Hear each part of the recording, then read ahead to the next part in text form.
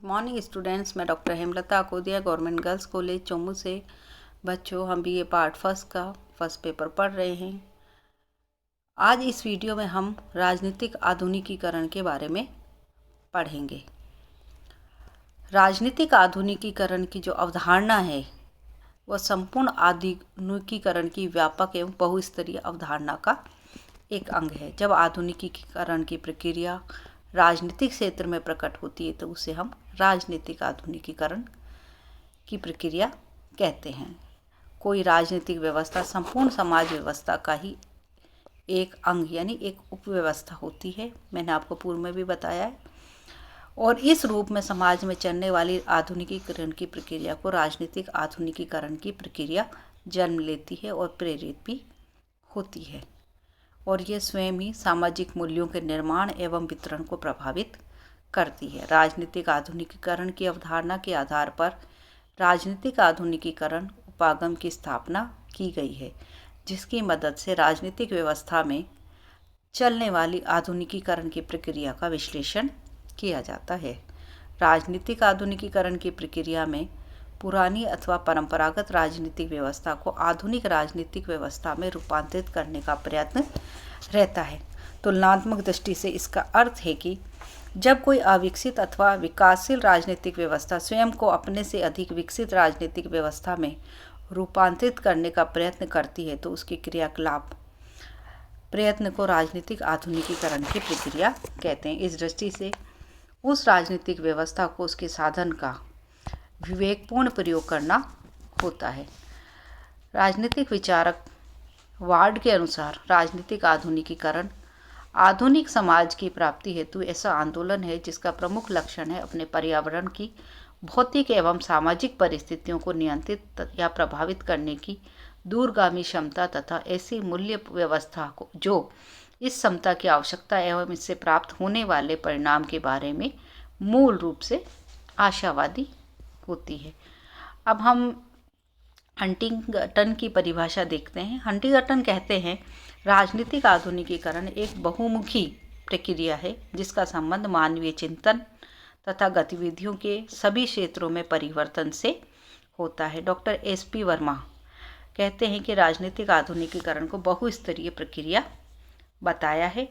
उनके अनुसार राजनीतिक आधुनिकीकरण की प्रक्रिया 5 स्तरों पर मानवीय चिंतन, कार्यों और संबंधों को परिवर्तित करती है। ये 5 स्तर इस प्रकार से। पहला है मनोवैज्ञानिक स्तर। मनोवैज्ञानिक स्तर पर राजनीतिक आधुनिकीकरण की प्रक्रिया व्यक्तियों के मूल्यों, दृष्टिकोणों तथा आकांक्षाओं में परिवर्तन उत्पन्न करती है। दूसरा है बौद्धिक स्तर पर राजनीतिक आधुनिकीकरण की प्रक्रिया का अर्थ है व्यक्ति की अपने वातावरण की जानकारी के बारे में अत्यधिक वृद्धि होना तथा संपूर्ण समाज में बढ़ती साक्षरता तथा संचार व्यवस्था के द्वारा इस जानकारी का समाज में प्रसार होना। तीसरा है जनसंख्या। जनसंख्या के स्तर पर इसका अर्थ है प्रति व्यक्ति जीवन स्तर में सुधार तथा स्वास्थ्य एवं आयु में वृद्धि, व्यक्तियों की भौगोलिक गतिशीलता में वृद्धि तथा ग्रामीण क्षेत्रों में शहर की ओर जनसंख्या का पलायन। सामाजिक स्तर पर राजनीतिक आधुनिकीकरण की प्रक्रिया व्यक्ति की संस्थागत व संगठनात्मक निष्ठा एवं भक्ति के केंद्र में परिवर्तन करती है। परिवार, ग्राम, जाति आदि प्राथमिक समूह के स्थान पर ऐच्छिक एवं अन्य समूह व्यक्तियों की निष्ठा व भक्ति के केंद्र बनने लगते हैं। पांचवा जो स्तर है वह है आर्थिक स्तर। आर्थिक स्तर पर कृषि के रूप में एवं महत्व में कमी आती है और उद्योग व व्यापार का अधिक विस्तार होता है। कृषि मात्र आजीविका का साधन नहीं रहती अपितु इसका बाजारीकरण होने लगता है तथा जनसंख्या का बड़ा भाग कृषि के क्षेत्र से उद्योग एवं व्यापार के क्षेत्र में प्रवेश करता है।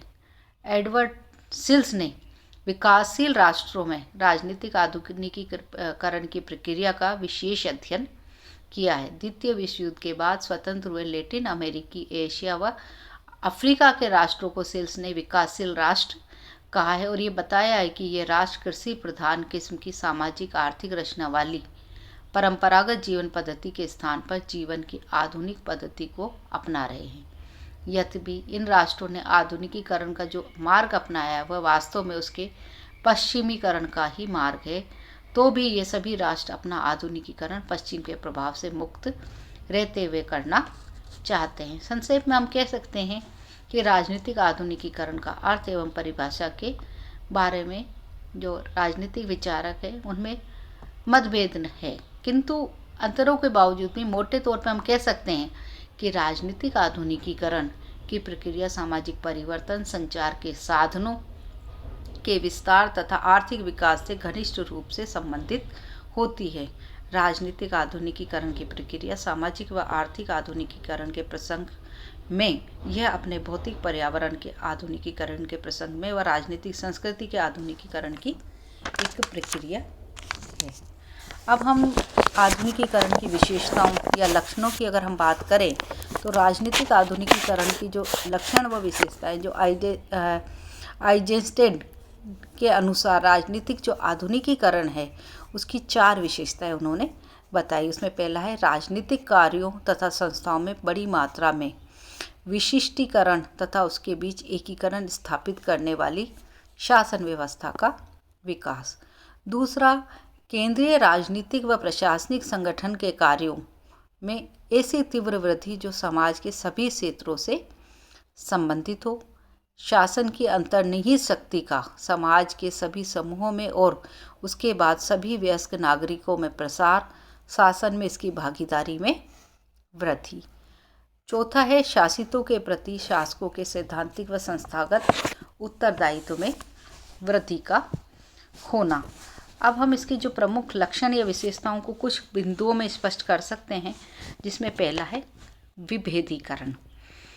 राजनीतिक आधुनिकीकरण का एक प्रमुख लक्षण राजनीतिक व्यवस्था के विभिन्न कार्यों में निरंतर वृद्धि है। इससे राजनीतिक व्यवस्था के कार्यों में विशिष्टीकरण उत्पन्न होता है। इन विशिष्ट कार्यों की पूर्ति के लिए राजनीतिक व्यवस्था की संस्थाओं में भी श्रम विभाजन के सिद्धांत के अनुसार विशिष्टीकरण होता है। कार्य एवं संस्थाओं का यह विशिष्टीकरण अनेक स्तरों पर प्रकट होता है। इसे ही राजनीतिक कार्यों एवं संस्थाओं का बहुस्तरीय विभेदीकरण कहा जाता है। दूसरा, एकीकृत शासन व्यवस्था का विकास।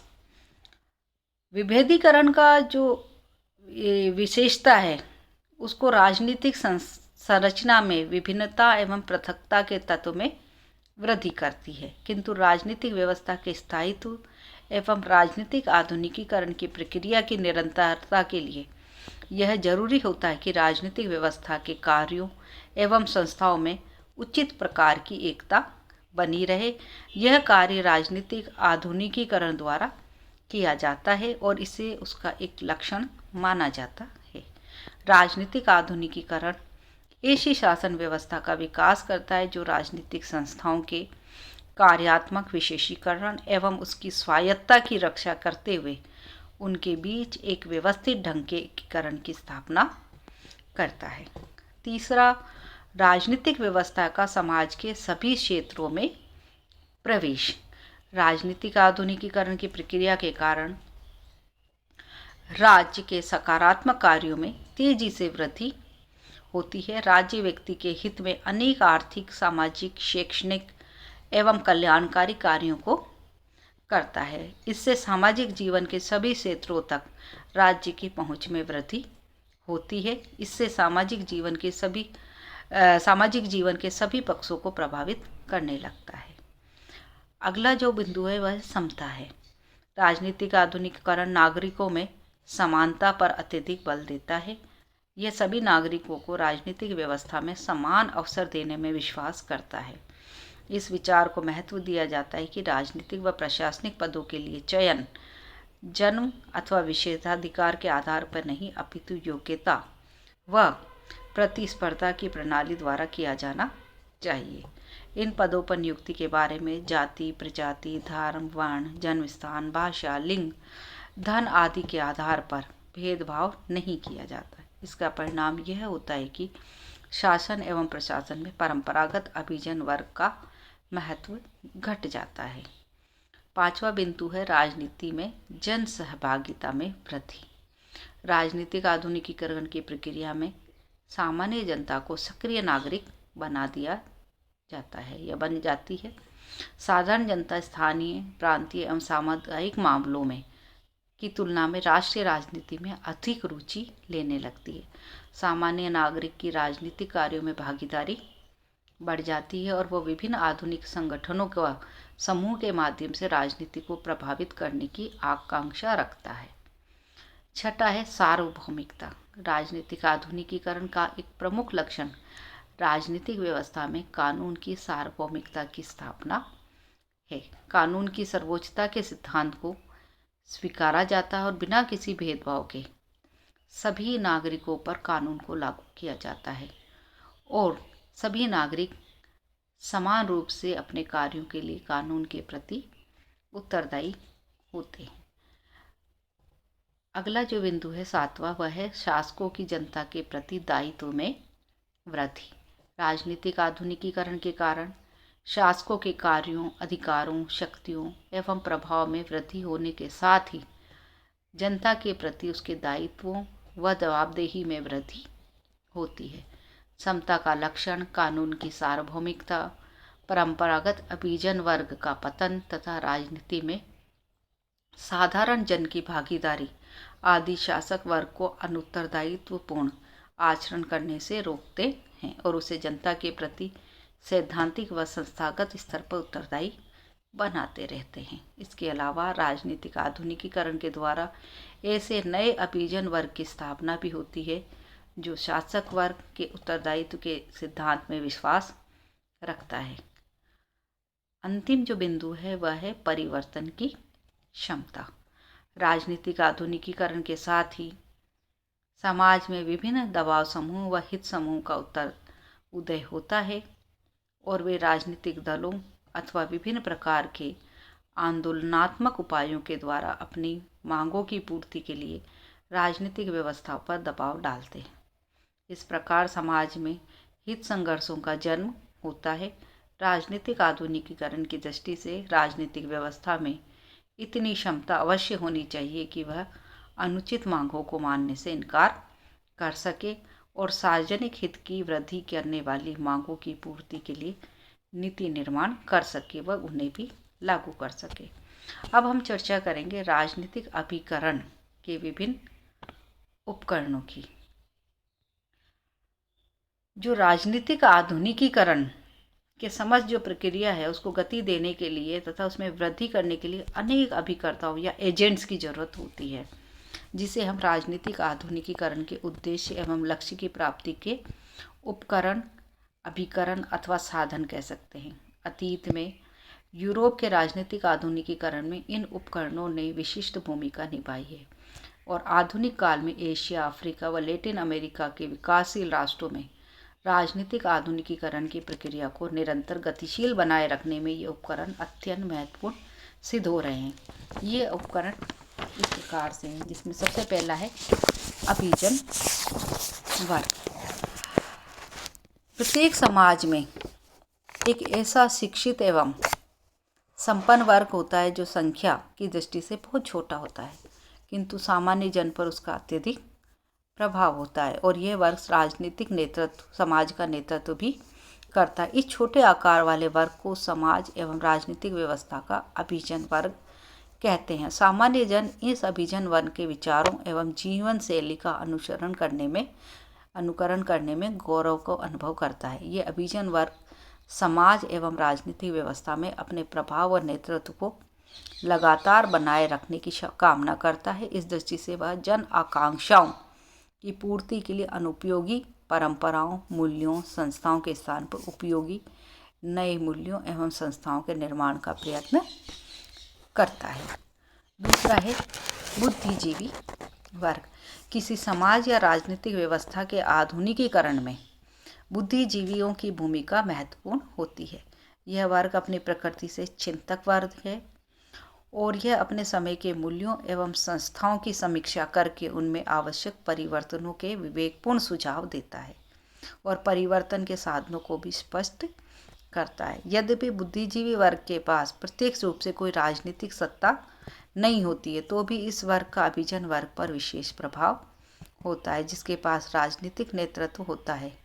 व्यवहार में राजनीतिक नेतृत्व नीति निर्माण के क्षेत्र में बुद्धिजीवी वर्ग की आवश्यक परामर्श लेता है और इस प्रकार बुद्धिजीवी वर्ग राजनीतिक आधुनिकीकरण की प्रक्रिया को गतिशील बनाने में सहयोग देता है। लोकतांत्रिक राजनीतिक व्यवस्थाओं में बुद्धिजीवी वर्ग राजनीतिक आधुनिकीकरण के पक्ष में जनमत निर्माण में अधिक सक्रिय भूमिका भी निभाता है। अगला जो बिंदु है वह है आर्थिक विकास। राजनीतिक आधुनिकीकरण को गति देने की दृष्टि से आर्थिक विकास के उपकरण का अत्यंत महत्व है। आर्थिक विकास का अर्थ किसी राजनीतिक व्यवस्था में मौजूद उत्पादन की तकनीक एवं उत्पादन की मात्रा से है। सरल शब्दों में आर्थिक विकास समाज के औद्योगिकरण की अवस्था को बताता है। इसमें प्रति व्यक्ति आय, प्रति व्यक्ति कैलोरी की मात्रा तथा सामान्य व्यक्ति के जीवन स्तर की स्थिति आदि को भी शामिल किया जाता है। साधारण तौर पर यह माना जाता है कि जब किसी समाज का तेजी से आर्थिक विकास होता है तो उससे संबंधित राजनीतिक व्यवस्था की राजनीतिक आधुनिकीकरण की मांग तीव्र हो जाती है और ऐतिहासिक दृष्टि से यूरोप का राजनीतिक व्यवस्थाओं के राजनीतिक आधुनिकीकरण के क्षेत्र में श्रेय में एक बड़ी मात्रा में यूरोप की औद्योगिक क्रांति को माना जाता है। आज के विकासशील देशों में भी आर्थिक विकास ने उसके यहाँ चल रही राजनीतिक आधुनिकीकरण की प्रक्रिया को तेज किया है या गतिशील बनाया है। चौथा जो अभिकरण है वह है राजनीतिक विचारधारा।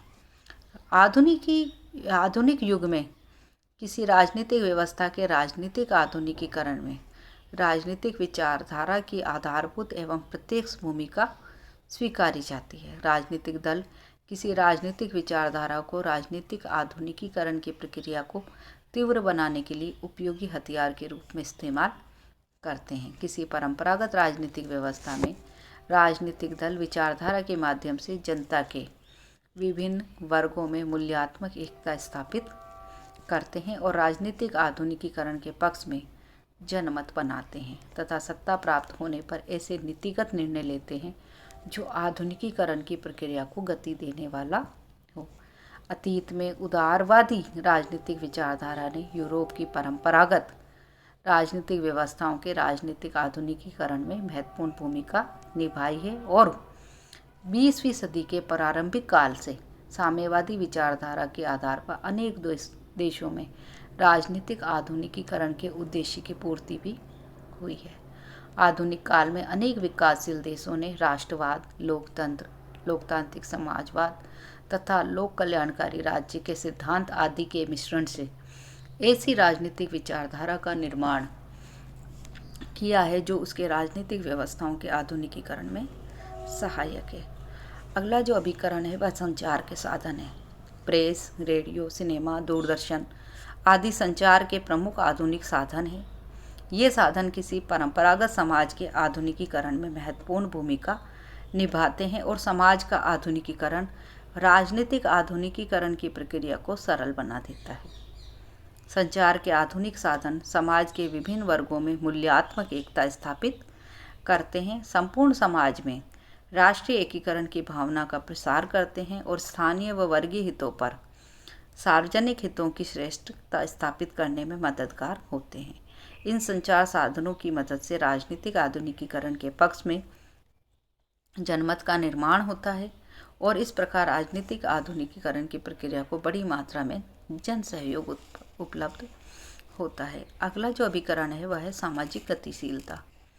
किसी भी देश में आर्थिक विकास के परिणाम स्वरूप समाज की भौतिक परिस्थितियों में ऐसे महत्वपूर्ण परिवर्तन होते हैं जो सामाजिक गतिशीलता को जन्म देते हैं। आर्थिक विकास के परिणाम स्वरूप ग्रामीण जीवन पर शहरी जीवन की परंपरागत मूल्यों पर नए मूल्यों की तथा परंपरागत समूहों पर व्यावसायिक व ऐच्छिक समूहों की श्रेष्ठता स्थापित होती है। अभिजन वर्ग, बुद्धिजीवी वर्ग, राजनीतिक विचारधारा तथा संचार के साधन पुनः इस प्रकार की उपरोक्त श्रेष्ठता के विचार का समर्थन करते हैं। इससे कुल मिलाकर सामाजिक गतिशीलता को नया बल मिलता है और ये सामाजिक गतिशीलता ऐसे सामाजिक परिवर्तन की मांग को उत्पन्न करती है जो राजनीतिक व्यवस्था के आधुनिकीकरण को जनता की तीव्र आकांक्षा के रूप में प्रकट करती है। वस्तुतः अपने प्रभाव की दृष्टि से सामाजिक गतिशीलता ऐसी विशिष्ट प्रक्रिया है जिसका चरम विकास राजनीतिक आधुनिकीकरण की प्रक्रिया के रूप में होता है। अब हम चर्चा करेंगे सरकार की शक्तियों की। जो अंतिम जो अभिकरण है वह है विकासशील देशों में राजनीतिक आधुनिकीकरण के लिए सरकार की शक्तियों का इस्तेमाल किया गया है। जिन विकासशील देशों में तानाशाही है उन्हें सरकार की बाध्यकारी शक्ति द्वारा अपने समाज का औद्योगिकरण करने की चेष्टा की।